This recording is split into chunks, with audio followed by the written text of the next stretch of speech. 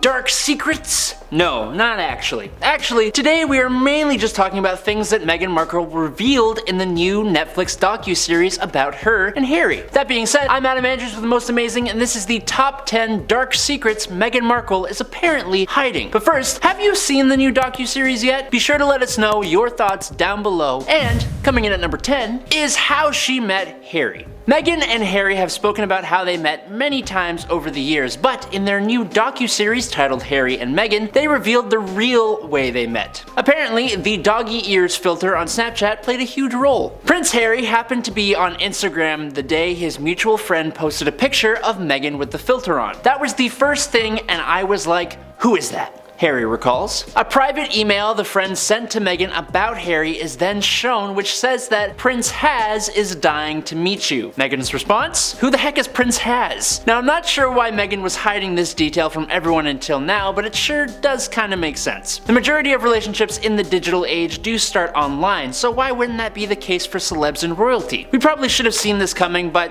here we are. And at number 9, Meghan did a deep dive on Harry himself. When their mutual friend tried to set them up, explaining how the prince is a warm-hearted guy with a strong will, Meghan decided not to take their word for it. Instead, she opted to do a deep dive on his Instagram feed before agreeing to meet up. So that's the thing, when people say, did you Google him? No, but that's your homework, she explains. You're like, let me see what they're about in their feed, not what someone else says about them, but what they are putting out into the world about themselves. So I went through and it was just like beautiful photography and all these environmental shots and this time he was spending in Africa. That's what she said about the situation. After her stalking, Meghan decided to keep in touch with him constantly, texting a lot at first before they decided to meet up for drinks while she was in London for the Wimbledon tennis match. And after that, number 8, Meghan's first reaction to their debut trip. Meghan and Harry had only met twice before their foreign vacation. Harry asked Meghan if she wanted to go on a trip to Africa with him out of nowhere. I was astonished that she said yes, Harry admitted. This woman that I've only met twice. We are going to be living in a tent together for 10 days?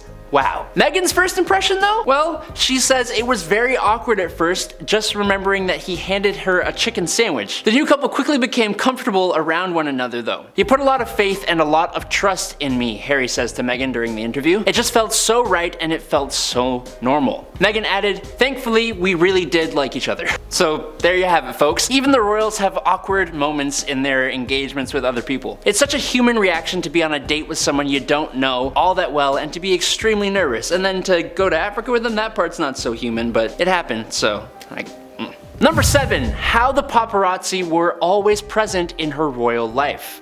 In the second episode of their docu-series, Harry is quick to compare the struggles brought about by the paparazzi with his mother, Princess Diana, to the same things Meghan Markle has faced. "Back in my mom's days, it was physical harassment. They had cameras in your face following you and chasing you," Harry explained. Paparazzi still harass people. The harassment really exists more online now though. Once the photographs are out and the story is then put next to it, then comes the social media harassment. This is truly a revelation that Harry made there. Harry knew exactly how Meghan would feel and what she would face in the future. Paparazzi were always present in the life of the royals, but the similarities between Meghan's popularity and Diana's popularity was never really brought up. When you do look deeper into it though, the fact seems evident that the two do share more things in common than you would think. Number 6, how the royals initially felt about Meghan. Harry revealed that the family was originally very impressed with Meghan as she was a beautiful and intelligent woman and was, to be honest, too good for him. Laughingly, Harry admitted that the family were surprised that a ginger could land such a beautiful woman and such an intelligent woman, which is kinda sad to hear, honestly. Harry's a good looking guy, but whatever. The issue arose when the family realized that Meghan's profession, as an actress, was kinda gonna get in the way of things. They kind of just assumed that it wouldn't last. Harry stated that they kind of had the mentality of, oh, she's an actress, this won't last. Meghan added to that, the actress thing was the biggest problem, funny enough. There's a big idea of what it would look like from the UK standpoint, Hollywood, and it was just very easy for them to typecast her.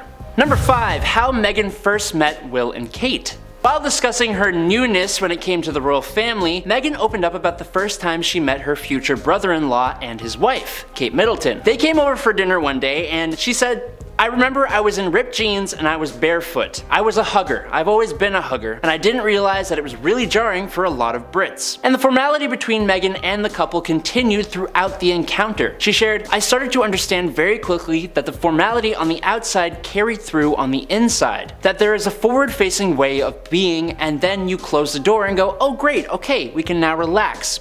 But that formality carries over on both sides, and that was surprising to me." Meghan was really left in the dark. You'd think Harry would have warned her about the formalities before they had them over for dinner, so it's kind of weird that she didn't already know, but she didn't, and it was kind of a culture shock. Number 4, her relationship with her half-sister and her niece. Meghan's half-sister, Samantha Markle, is a lot to deal with. She's outspoken and seems vitriolic towards Meghan, which is the reason why the two don't really get along. This wouldn't be a problem if Meghan didn't have a friendship with her half-sister's daughter. When organizing her wedding, Meghan came to the realization that she couldn't invite her niece, Ashley Hale, after her communications team told her not to. Meghan and Harry decided to instead call Ashley to explain the situation. Ashley said, "I think I said I was hurt on some level, but I understood where it was coming from. To know that it was because of my biological mother that this relationship was so important to me was impacted in that way. To feel like because of her it was taken away, it's been hard." And it must have been pretty brutal for both Meghan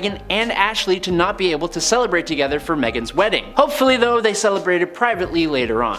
And in at number 3, the media was lying all along. The media, and in particular the British tabloid press, was one of the big reasons Harry and Meghan decided to do this documentary in the first place. They filmed video diaries and family moments that now in part make up this documentary. After they stepped back as senior royals and fled first to Canada then LA, Harry says there was so much misinformation that a friend suggested they record their side of the story. "No one knows the full truth," Harry says early on in the documentary. "We know the full truth, the institution knows the full truth, and the media knows the full truth because they've been in on it, and I think anyone else in my situation would have done exactly the same thing." In at number 2, Meghan and Harry think being a royal is absurd. The story of Meghan meeting Queen Elizabeth for the first time has been told many times already. It was a surprise visit, and Meghan performed an overly dramatic curtsy to the Queen. What is more revealing in this documentary is that Harry is deeply aware of the absurdity of being a royal, which seems out of step with modern Britain. "How do you explain that to people?" he says.